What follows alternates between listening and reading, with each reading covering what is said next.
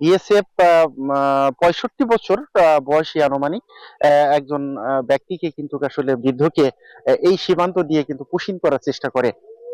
এবং বিষয়টি স্থানীয় বাসিন্দারা জানতে পারার পরেই কিন্তু বিজিবি কে খবর দেয়, এবং বিজিবি দ্রুত ঘটনাস্থলে উপস্থিত হন, এবং বিজিবি এবং স্থানীয় বাসিন্দারা কিন্তু সমন্বয়ে ওই বৃদ্ধকে পুনরায় ভারত সীমান্তে কিন্তু আসলে তাকে পাঠানো হয় বা পাঠিয়ে দেন। এরপরেই কিন্তু আসলে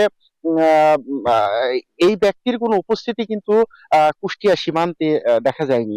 আমি স্থানীয় বাসিন্দা যারা রয়েছেন তাদের সাথে কথা বলেছি, তারা বলছেন যে আহ, মুর্শিদাবাদ, ভারতের মুর্শিদাবাদ জেলার জলঙ্গি থানার মধুগাড়ি সীমান্ত দিয়ে তাকে পুশিন করা হয়, এবং এটি স্থানীয় বাসিন্দা এবং বিজিবির সমন্বয়ে কিন্তু তাকে পুনরায় ভারত ভূখণ্ডে প্রেরণ করা হয়। এই ছিল কুষ্টিয়া সীমান্ত থেকে।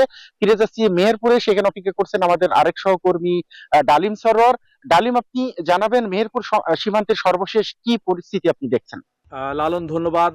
যদি একটি পরিসংখ্যান বলি, গত 2025 সালের জুন মাস থেকে এই বছরের জুন মাস পর্যন্ত যে দালিলিক তথ্য রয়েছে আমাদের কাছে, সেখানে প্রায় 109 জনকে পুশিন করা হয়েছে বাংলাদেশের অভ্যন্তরে। এবং তারপর থেকে কিন্তু এই বছরের জুন মাসেই, আমরা প্রথম যদি ধরি সাম্প্রতিক সময়ে 6 জুন থেকে শুরু করে কিন্তু এখনো পর্যন্ত, আজ পর্যন্ত কিন্তু পুশিনের ঘটনা প্রতিনিয়ত ঘটছে। আজকে আমরা গত লাস্ট দেখছিলাম যে বুধবার রাত্রে পুশিনের চেষ্টা করা হয়েছিল 7 জনকে, অন্য আরেকটি সূত্রে আমরা জানতে পারছিলাম 10 জনকে।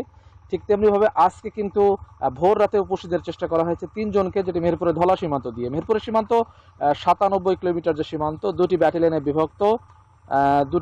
বিভক্ত এবং এর মধ্যে 47 বিজিবি এবং 6 বিজিবি রয়েছে। আসলে এই ঘটনার 47 বিজিবির ভিতরেই সবচেয়ে বেশি ঘটছে।